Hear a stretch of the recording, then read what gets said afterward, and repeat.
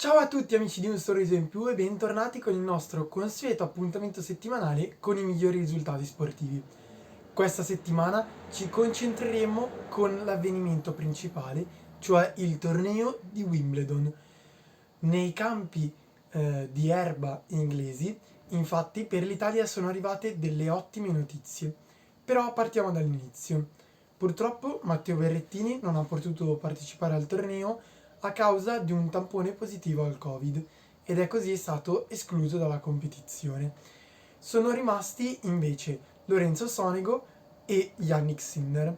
Lorenzo Sonego è arrivato fino al terzo turno, qui ha perso però in modo netto per 3-7-0 contro Rafa Nadal.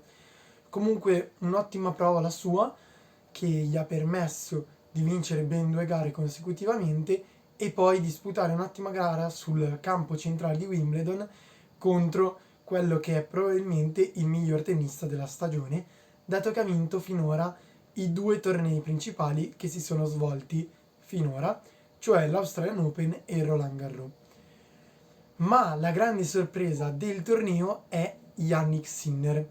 Il giovane altoatesino, infatti, è riuscito a vincere al primo turno contro Wawrinka, al secondo turno contro lo svedese Ymer, al terzo turno contro l'americano John Isner e anche agli ottavi di finale contro il giovane fenomeno spagnolo Carlos Alcaraz. In una partita giocata su un centrale gremito che festeggiava i 100 anni di storia e dove erano presenti tutti i più grandi tennisti della storia come Rod Laver, Yannick Sinner ha giocato un tennis magistrale e ha battuto in 4 set Carlos Alcaraz, il numero 7 al mondo ed il più giovane tennista in top 10 presente finora. La partita è stata subito impostata da Sinner con grande aggressività, grande voglia di incidere al servizio e di verticalizzare il gioco con degli ottimi colpi di dritto e di rovescio.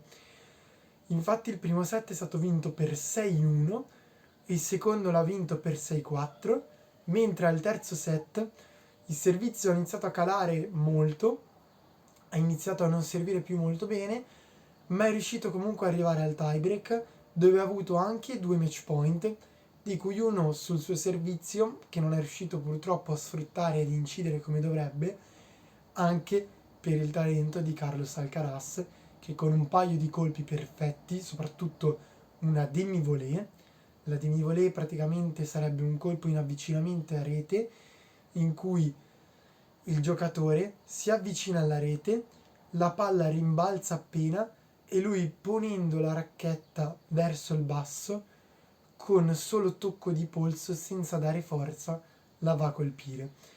Un punto che possiamo dire di solo talento. E così Carlos Alcaraz è riuscito a vincere per 7-6 il terzo set e soprattutto arrivava al quarto set con tutto il pubblico e tutto l'entusiasmo dalla sua parte.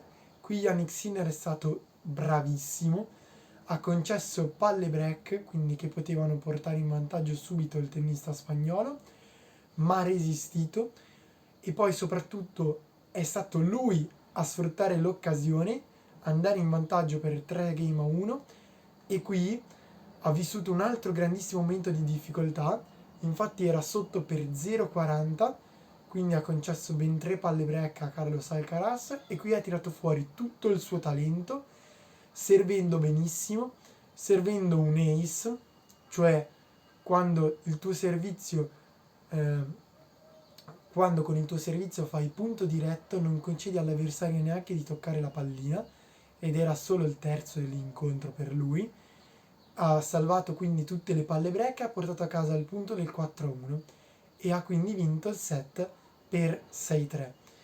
Una prova quindi magistrale e si è vista tutta la gioia negli occhi di Yannick, che gli permette di giocare i quarti di finale ancora sul centrale e che vi racconterò la prossima settimana, anche perché giocherà contro l'assoluto favorito del torneo, cioè Novak Djokovic, un tennista che è imbattuto da ben 4 edizioni e da 25 vittorie consecutive nel torneo di Wimbledon. Sarà molto difficile per Sinner arrivare a una vittoria, ma speriamo che possa fare una grande prova. L'altro grande appuntamento del weekend è stata la Formula 1. Infatti si correva a Silverstone e è arrivata la vittoria per la Ferrari, una vittoria che è stata però inaspettata perché a vincere è stato Carlos Sainz, il pilota spagnolo, è diventato quindi il secondo spagnolo della storia a vincere in Formula 1 e soprattutto è riuscito a vincere un gran premio dopo averne disputati ben 150.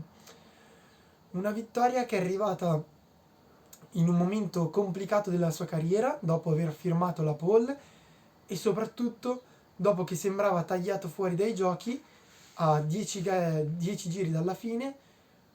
Purtroppo la rottura di Albon ha permesso l'ingresso della safety car per rimuovere la macchina del pilota thailandese e qui con la strategia di squadra è riuscito a sopravanzare Charles Leclerc, molto arrabbiato sul finale, che ha chiuso soltanto in quarta posizione. Ad occupare la seconda posizione sul podio è ritornato un redivivo Sergio Perez, in terza posizione un ancora più redivivo Lewis Hamilton, il pilota inglese nel GP di casa è riuscito ad agguantare il podio, mentre soltanto quarto è arrivato Charles Leclerc e addirittura soltanto settimo il leader del mondiale Max Verstappen. Da segnalare che finalmente è andato a punti per la prima volta in carriera Mick Schumacher, il figlio del grande Michael, che ha chiuso la gara in ottava posizione e addirittura ha cercato di insediare Max Verstappen più e più volte, non riuscendo però ad effettuare il sorpasso. Speriamo che finalmente il giovane pilota tedesco si sia sbloccato e possa arrivare a conquistare altri punti e ad arrivare nei primi 10 in sempre più gare, sperando che venga riconfermato per il prossimo anno.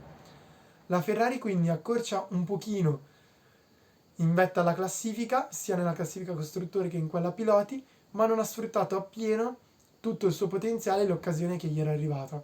Infatti una doppietta era forse la cosa più possibile e probabile. Le scelte del box sono facili da considerare solo dopo che sono avvenute, mentre in gara le decisioni vanno prese in pochi attimi. Speriamo che comunque sia di buon auspicio per le prossime gare prima della pausa estiva. Per questa settimana è tutto. Con Passione Sportiva di Mattia ci vediamo settimana prossima. Ciao a tutti!